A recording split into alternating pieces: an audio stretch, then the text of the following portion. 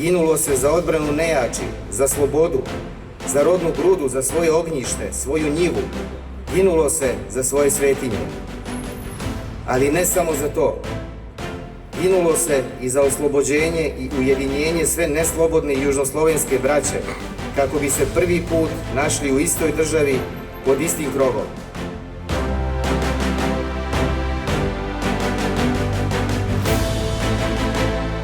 Na današnji dan, pre 106 godina, u Novom Sadu, Velika narodna skupština Srba, Bunjevaca i ostalih Slovena u Banatu, Bačkoj i Baranji donela je odluku o prisajedinjenju Vojvodine Kraljevini Srbiji. Lokalna samouprava je podržala inicijativu Udruženja ratnih dobrovoljaca 1912-1918, njihovih potomaka i poštovalaca kralj Petar I, da se i ove godine u našem gradu 25. novembar obeleži polaganje venaca na spomenik kralju Petru I Karađorđeviću. Neka je večna slava kralju oslobodiocu. Živela Subotica, živela Srbija!